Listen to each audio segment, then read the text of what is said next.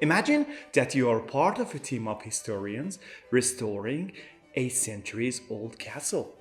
A few days ago, during a recent event, a very beautiful thing, a gold encrusted goblet, went missing.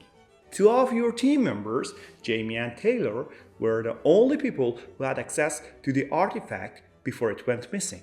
Here is what you know about them. First, let me describe Jamie. Jamie is a 42 years old historian and he's been in the field for about 15 years. He's been known for being detail oriented. But recently, one of your colleagues told you that he had concerns about budget cuts to the project. Taylor is a 30 years old history professor in medieval studies. He has been involved with public tours and donor relations, but recently he has mentioned that he has some financial struggles. You, as a team member and as the head of the team, have no concrete evidence against any of these two people. Now is the time for judgment. Who do you think took it, Jamie or Taylor? This was the first scenario, but before I tell you who was responsible for it, let's jump to the next scenario. You are the HR and you are responsible for recruiting a regional manager for your company. After weeks of interviews, two people have made their way to the final rounds of interviews, Martha and Olivia. Olivia is 30 years old, has 6 years of project management experience. She told you that she is available for 40 hours per week and she wants a salary for about $68,000 a year. Martha, on the other hand, is 32 years old and she has like 8 years of project management experience. She is willing to work about 45 hours per week and she wants a salary of about $65,000 per year. Both candidates are highly qualified, and if you were the hiring manager, who would you think was the best fit? Write down your answer and let's dive to the next scenario real quick. The third scenario. In the third scenario, you are a juror in two separate shoplifting cases. Both defendants have been found guilty for stealing electronics, and the value of the electronics that they have stolen falls within the small theft category. These crimes are punishable by 1 to 3 years of prison by the law. Here, your task is to decide how many years or how many months each person should serve in prison based on the facts that are given to you in each case. Defendant number 1, Michael, is 30 years old. He stole electronics worth $800. He admitted to the crime and told you that he did this because he had some financial struggles. Defendant number 2, James. He is 25 years old. He stole items worth $600. He also admitted to the crime. He expressed remorse and he told you that he acted out of desperation. Both of these two defendants showed similar levels of remorse and none of them had any criminal record. Here, your task is to decide how many years Michael and how many years James should serve in prison. Write down your answer and let's discuss what happened in each case. And then I will give you the answers and then you can compare how different your decisions were from the actual truth. In the first scenario, you had to choose between Jamie and Taylor for stealing the artifact. Although no concrete evidence against any of these two people, but Taylor was significantly more attractive than Jamie. In the hiring scenario, Olivia was much more attractive than Martha. She had less experience than Martha and asked for a higher salary than her and was available for less hours per week. As in the third scenario, similar crimes, but Michael was much more attractive. In all scenarios, one person was much more attractive than the other.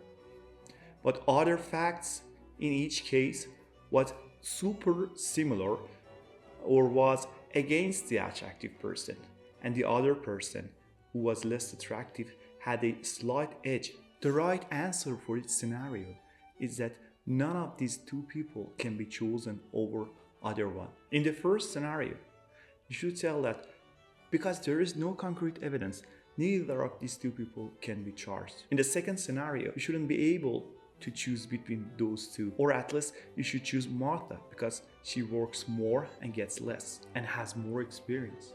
In the third scenario, both people had same crime and should serve similar amounts of prison. If in any of those cases your decision favored the person that was more attractive, you probably fell for the physical attraction bias. This is also known as beauty is good bias. It is very important to know most of people, including me or you, might fall for it, even if that we are unaware of this decision and we are unconscious that we are making such mistake. Studies have shown that attractiveness can influence outcomes significantly in different and various real-world situations. For instance, in judicial settings, attractive defendants are on average sentenced to 22 months less than their less attractive counterparts for the same crimes. Additionally, attractive individuals are 12% more likely to avoid incarceration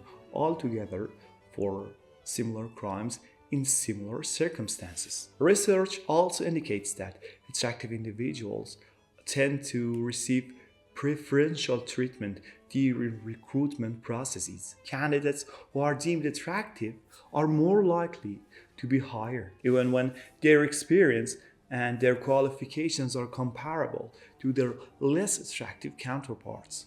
Due to this bias, they often command salaries that are 10 to 15% more than their similarly skilled peers. And this accumulates for about 230,000 for their whole time of their career. This bias doesn't only affect individuals, it can even influence organizational profitability and even the results of an election, showing its pervasive impact in various contexts. Research shows that people who are attractive are usually rated as more trustworthy and more reliable. For example, in studies that participants were asked to judge people based on their facial images, the people who were more attractive were consistently receiving more score. This can lead to flawed judgments in critical situations, like in courtrooms, like job interviews, or selecting someone for a very important responsibility,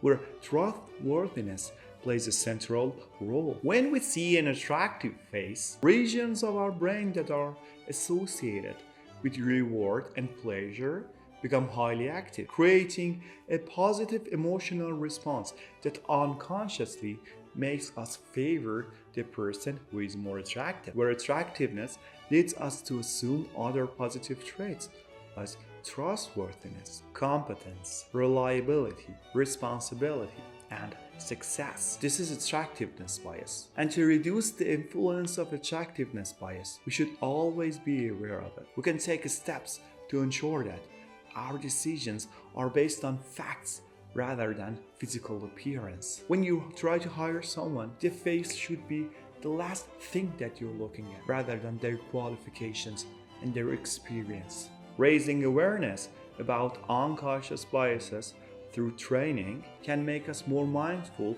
about how attractiveness of a person can sway our judgments about them. Setting clear, objective criteria for our decisions, such as checklists or scoring systems, ensures we prioritize what really matters. Finally, promoting diversity and challenging stereotypes can help us shift social norms that associate beauty with success or trustworthiness. These actions can make our decisions to be more fair and more equitable. My name is Dr. Parsay, and thank you for watching this episode on Amros Lab. If you found this content interesting, please don't hesitate to like and subscribe to my channel. Don't forget to check out my series on human mind biases. Here I try to explore how our mind's biases affect and influence the decisions that we make in fascinating and unexpected ways. Thank you for being here, and I look forward to see you on the next episode.